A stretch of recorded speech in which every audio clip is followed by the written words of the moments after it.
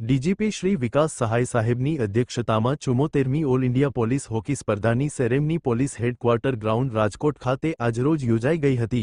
અહેવાલ ગિરિરાજસિંહ રાણા.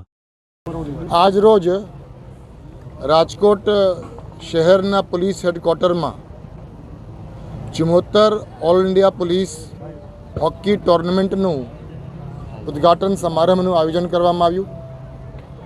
આપણે જાણીએ છીએ કે કેન્દ્ર સરકારની ગૃહ મંત્રાલયમાં એક all India police sports control board છે, જે બોર્ડના માધ્યમથી અલગ અલગ રાજ્યોમાં દર વર્ષે અલગ અલગ રમતોમાં રાષ્ટ્રીય સ્તરની પ્રતિયોગિતાઓનું આયોજન કરવામાં આવતી હોય છે. ગુજરાત માટે અને રાજકોટ માટે ખૂબ ગર્વ અને આનંદની વાત છે કે આ વર્ષે all India police sports control બોર્ડે 74th હોકી ટુર્નામેન્ટ પોલીસની યજમાની કરવાની તક ગુજરાત પોલીસને આપી છે. આજે આ ઉદ્ઘાટન સમારંભમાં અલગ અલગ રાજ્યોના અને અલગ અલગ કેન્દ્રીય પોલીસ બળોના પુરુષોની 24 ટીમ અને મહિલાઓની 8 ટીમ પ્રતિયોગિતામાં ભાગ લેવા માટે આજે હાજર રહ્યા હતા.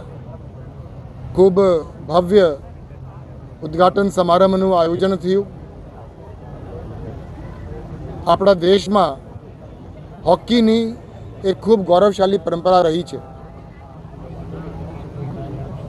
ઓલિમ્પિકના ગોલ્ડ મેડલથી લઈને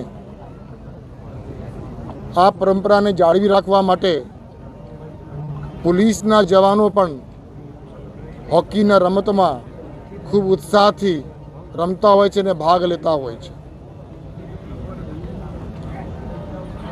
દેશમાં હોકીની જે ગૌરવશાળી પરંપરા છે એની સાથે સાથે યુનિફોર્મ્ડ સર્વિસીસમાં રમતગમતની પણ એક ગૌરવશાળી પરંપરા રહેલી છે. એ રાજ્ય સ્તર હોય કે રાષ્ટ્રીય સ્તર હોય, પરંતુ યુનિફોર્મ સર્વિસીસ પોલીસ પર્સનલ છે એ લોકો રમતમાં, ખેલમાં પ્રતિયોગિતાઓનું આયોજન કરતા હોય છે અને ખૂબ ઉત્સાહથી ભાગ લેતા હોય છે.